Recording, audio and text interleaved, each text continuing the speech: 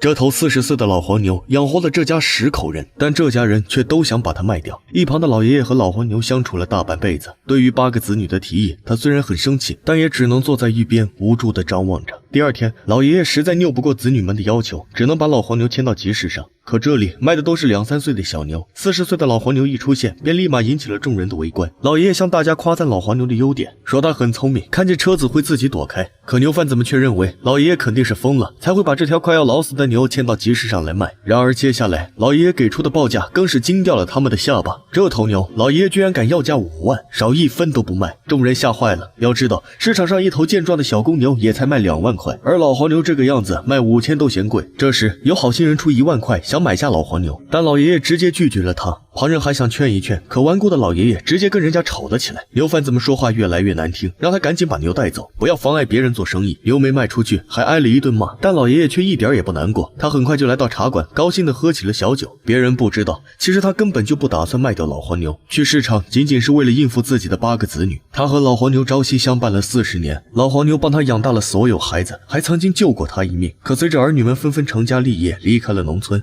和他最親的就只剩下這頭老黃牛了。傍晚，老爺爺坐着牛車往家趕，他從來不嫌老黃牛走得慢，老黃牛也任由老爺爺輕輕地拍打着自己。夕陽西下，他們的身影緩緩前行，深深地映照在天空裡。第二天，老爺爺照常帶着老黃牛到田裡幹活。隔壁鄰居已經用上了自動化機械，但老爺爺卻堅持用牛力耕種，因為他知道，要是老黄牛不幹活，肯定會被子女們偷偷處理掉。然而，老黄牛實在是太老了，沒幹一會兒便累得口吐白沫，气喘吁吁。老爺爺把他牽上田埂，讓他好好休息。老奶奶在一旁抱怨，好好的機器不用，非得带着老黄牛下地，到頭来人幹的比牛幹的還多。老爺爺假裝沒聽見，他把老黄牛拴到一旁，自己则繼續在地裡忙碌着。不僅如此，聽說蒲公英對牛的身體好，老爺爺又放下手中的活，邁着殘腿爬上田埂，奮力拔下一把蒲公英，送到了老黄牛的嘴邊。日子一天天過去，很快便来到了播撒農藥的時候。這天出門前，老爺先給老黃牛戴上了自制的口罩。老奶奶看見這一幕，臉上頓時充滿了不耐煩的神色。然而，老奶奶並不是心壞，而是老爺爺實在太固執。因為別人都用農藥除草除蟲，可他怕老黄牛吃到打過藥的草會生病，非得用手拔。